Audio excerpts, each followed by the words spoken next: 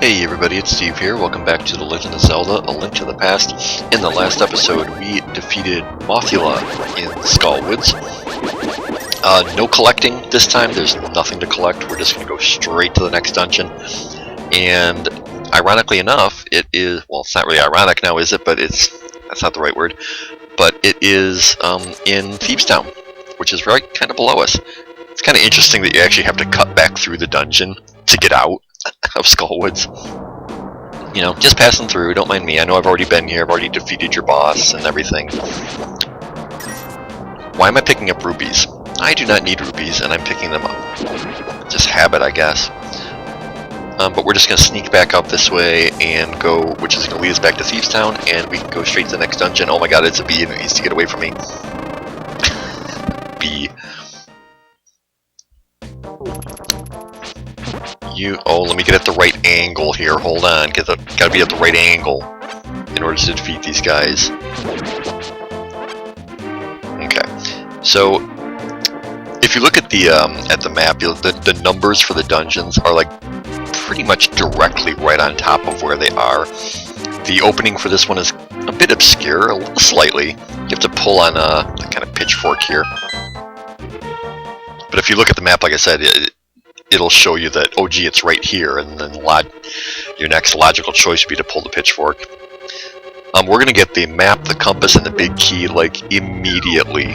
It's crazy how they just hand you everything in this dungeon. Right there's the map. And we will look at it as soon as you go away.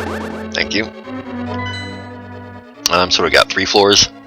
But, I mean, again, look how tiny 2 of them are. This is a pretty straightforward dungeon. I mean, this opening area, it's basically 4 large rooms that form a square. So you can get a little lost in it maybe, but other than that, it's really a straightforward dungeon, and we shouldn't have too much trouble with it. This is probably going to be... I am a bunny. I have been turned into a bunny. Wonderful. I don't know if I've mentioned that there's like these yellow... They kind of look like the anti-fairies. Here's the compass. They're like yellow versions of those that will turn you into a bunny for a brief amount of time. And when you are a bunny, I'm a bunny again. You know, just because I was talking about the whole bunny thing doesn't mean I wanted to be turned into one again. And there's the big key. So there you go. You got the map, the compass, big key, all in what? Under a minute. So all we need is a dungeon item, and I'm a bunny again. Why do I keep turning into a bunny? Oh my god. Apparently I really want to demonstrate the whole bunny aspect. It's just so odd. Why would Link be turned into a bunny? That's what's in his heart and soul, or however it was put. Whatever. This is not where I want to be. I am on the wrong block. I want to be up. I want to be in the upper... There's like I said, there's 4 blocks. You want to be in the upper right one to proceed. Because there is a door where as soon as this thing goes by, right up here. Now that we got the compass, if you look at the map, you're going to see that the dungeon boss is literally in that room right up there. If you go in there, it's empty. So I guess that's the I do not have a key. There's a key up here, isn't there? Yeah, there we go. Okay. You need a key, Steve. Keys open doors. Doors are not going to open without one, and you need one to proceed. Yeah, so the dungeon boss is in that room, but right now it's empty. So what's kind of unique about this dungeon is that it's you kind of slowly put 2 and 2 together, and you're going to see what I'm talking about in a bit. It definitely has one of the most unique bosses in the game. These things are kind of weird, that they kind of spit out their center. You can only hurt. Speak, Steve. You can only hurt them when their center is out. They're kind of weird. I don't even know what they're called. I'm not even going to bother with the anti-fairies. I could transform them. So we're going to want to hit the switch. But also there's something we want to do up top through that door first. So we're going to head on up here. Now that we've lowered the blocks, we can get to there should be a switch down here. Really? I'm I'm trying to hit you with a pot. Why can't you just let me execute my plan? Alright, so you see all these beams of light kind of pouring through the windows. That's going to come into play. If we go all the way into this room on the end, we're going to want some light to come down. We're going to want to make a hole in the floor for some light to come down. As soon as these guys get out of my way and stop being annoying.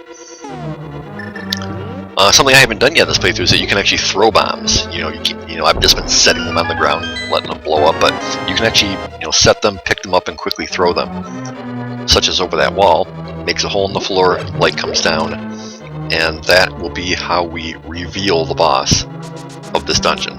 We're just cranking through. We're doing pretty good. So back out the way we came. Now that we have lowered the switches also, we'll be able to sneak off to the room on the right in the next room.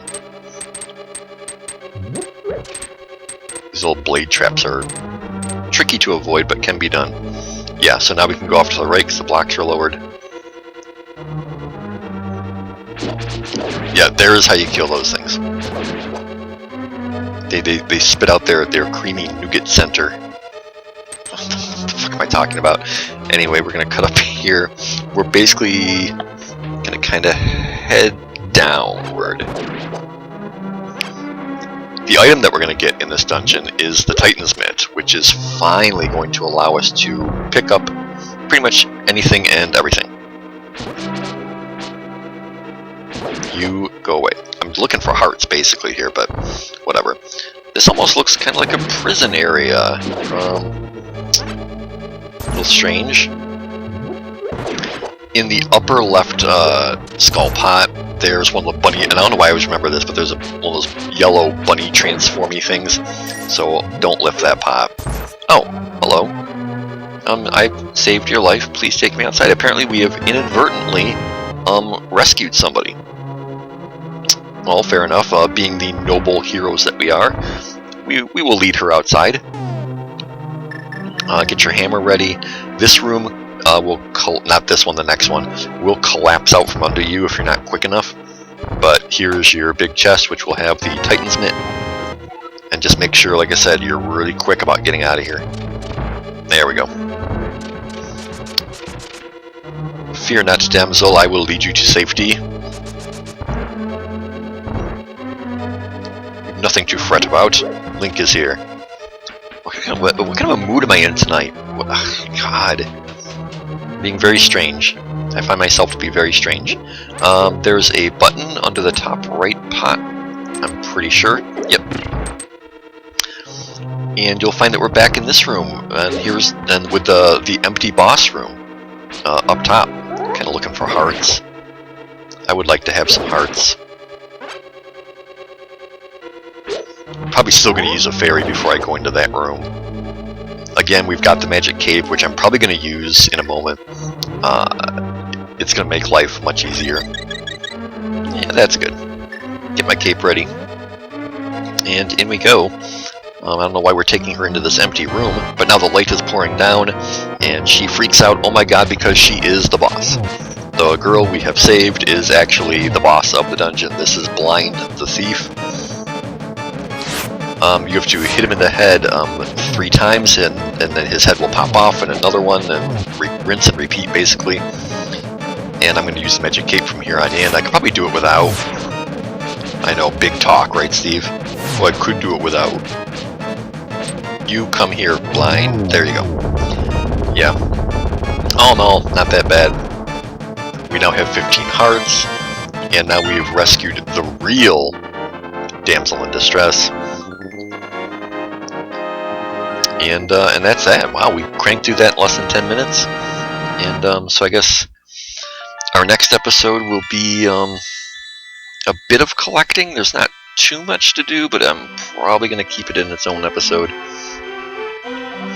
Which is nice. It's nice to do little short videos once in a while. I feel like the last couple that we've had here have been kind of long. You're just telling us a little bit of history. Nothing important. You know, other than that Link is the last in the bloodline of the Hylian Knights. Nothing important. But we can destroy Ganon. Do you understand? Not at all. Alright, anyway, that's it for this episode. Everyone, take it easy, have a good day, peace, I'll see you next time for The Legend of Zelda: A Link to the Past.